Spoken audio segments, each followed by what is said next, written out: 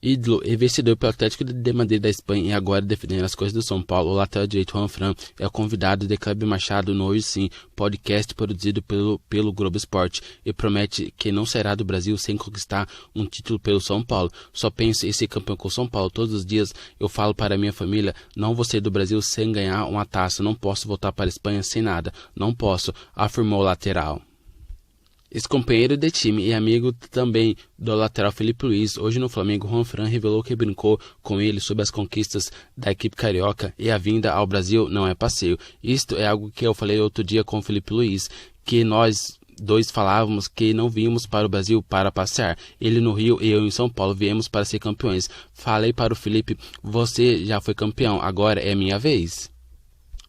Com mais de 350 jogos pelo Atlético de Madrid em um dos vídeos recentes da equipe espanhola, Juanfran trabalhou durante seus 9 anos com um técnico só, Diego Simeone. Ele comparou o trabalho do argentino com o de Diniz. Simeone quer chegar no gol adversário em 2 toques. O Diniz quer chegar em 10 passes, mas depois ele também quer que a gente defenda como o Atlético de Madrid defende. Esse equilíbrio é o melhor no futebol, como na vida. Se tem equilíbrio, as coisas vão melhorar, explicou Juanfran. A lesão de Antony abre nova chance para Pablo recuperar a vaga no time titular de São Paulo. No próximo domingo, diante da Ponte Preta, no Morumbi, o atacante é o mais cotado para iniciar a partida no lugar do jovem. Após terminar 2019 como artilheiro da equipe com 7 gols e iniciar 2020 recuperado de qualquer lesão, Pablo era uma das grandes esperanças de gol de São Paulo para essa temporada, mas até o momento a expectativa não se realizou. Nos 7 jogos disputados, o atacante marcou apenas um gol e foi reserva na primeira vez no ano na rodada passada do Paulistão, na vitória de São Paulo por 4-0 sobre o Oeste. Ele entrou no fim da partida e pouco fez. Além de não desempenhar um bom futebol, a situação de Pablo ficou ainda mais complicada depois que Pato marcou 2 gols sobre o Oeste e voltou a dar esperança ao torcedor. No início da temporada, Antony, ausente por estar com a seleção brasileira olímpica, Pato e Pablo atuaram na maioria das vezes juntos e Diniz propôs inverter de posição ao longo do Paulistão. Inicialmente, Pablo era o centroavante da equipe e Pato atuava pelo lado direito do ataque, função desempenhada por Antony. Diniz então achou melhor inverter os dois e nessa troca, Pato cedeu melhor.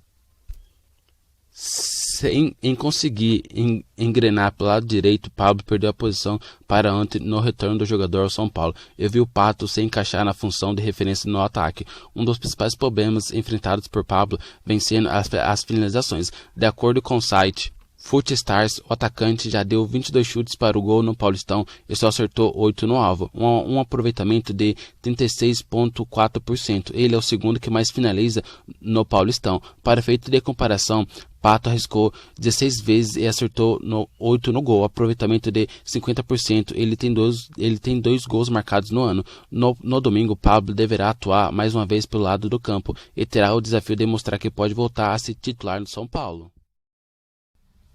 Na última quinta-feira, a CBF divulgou a tabela com todas as partidas dos clubes que disputarão o Brasileirão. Apesar de ainda não haver uma definição completa de datas, já é possível conferir as ordens dos confrontos dos times. O São Paulo fará sua estreia na competição contra o Goiás fora de casa. Vale destacar que o São Paulo terá 2 clássicos entre as 10 partidas do Brasileirão. Primeiro, os comandados de Diniz recebem o Corinthians pela 6ª rodada. 4 jogos depois, o time visita o Santos. O último confronto do São Paulo será contra o Flamengo. Primeira rodada, Goiás e São Paulo. Segunda rodada, São Paulo e Fortaleza. Terceira rodada, Vasco e São Paulo. Quarta rodada, São Paulo e Bahia. Quinta rodada, Sport e São Paulo. Sexta rodada, São Paulo e Corinthians. Sétima rodada, Atlético Mineiro e São Paulo. Oitava rodada, São Paulo e Fluminense. Nona rodada, São Paulo e Bragantino. 10ª rodada, Santos e São Paulo. 11ª, São Paulo e Atlético Paranaense. 12ª, Internacional e São Paulo. 13ª, Coritiba e São Paulo. 14ª, São Paulo e Atlético Goianiense. 15ª, Palmeiras e São Paulo. 16ª, Ceará e São Paulo. 17ª, São Paulo e Grêmio. 18ª, São Paulo e Botafogo. 19ª, Flamengo e São Paulo.